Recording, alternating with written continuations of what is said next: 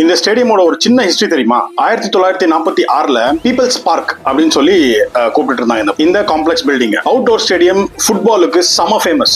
Indoor stadium 1995ல தான் இதை build பண்ணாங்க. கிட்டத்தட்ட ஒரு 8000 பேர் உட்கார அளவுக்கு ஒரு ஸ்டேடியம். 1998ல வேர்ல்ட் வாலிபால் கிராண்ட் பெரிய பெரிய இன்டர்நேஷனல் ஈவெண்ட் எல்லாம் நடந்திருக்கு. நேஷனல் லெவல்ல டேபிள் டென்னிஸ், பேட்மிண்டன், இது எப்பவுமே ஒரு ஸ்போர்ட்ஸ் ஹப்.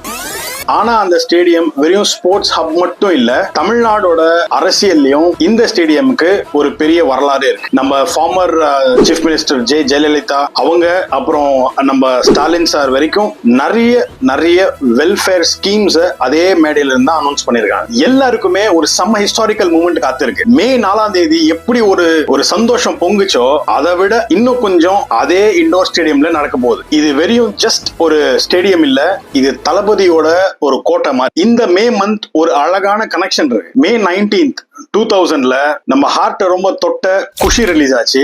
மே 8th 2003 லைஃப பத்தி ஒரு சின்ன மாரலா சொன்ன புதிய கீதை ரிலீஸ் ஆச்சு. அண்ட் மே 3rd 2008 ரெட் ஜாயிண்டோட ஃபர்ஸ்ட் ப்ரொடக்ஷன்ல குருவி ரிலீஸ் ஆச்சு. அதே மே மாசம் நம்ம தளபதி இப்போ சி ஜோசப் விஜய் எனும் நான், அந்த ஒரு எமோஷனலான மூமெண்ட்டுக்கு எத்தனை பேர் வெயிட் பண்றீங்க? சேப்பாக்ல சிஎஸ்கேக்கு சென்னை ஒரு ஹோம் கிரவுண்ட், நம்ம தளபதிக்கு இந்த நெஹ்ரு இண்டோர் ஸ்டேடியம் ஒரு ஹோம் கிரவுண்ட். அது ஏன்னா இங்கதான் 2014ல ஆடியோ லான்ச் நடந்தது, 2017ல மெர்சல், 2018ல சர்க்கார், அண்ட் 2019ல கப்பு முக்கியம். நம்ம தளபதியோட நிறைய குட்டி ஸ்டோரிஸ் எல்லாம் கேட்டு இப்ப வரைக்கும் எனக்கு தெரிஞ்சு நிறைய பேரோட போன்ல இன்னும் வீடியோ சேவ் பண்ணிருப்பீங்கன்னு நினைக்கிறேன். அதை விட 10-100 மடங்கா தளபதி விஜய் அவர்கள் அந்த மேடையில இருந்து சிஎம்ஆ பதவி ஏத்துக்க போறார்.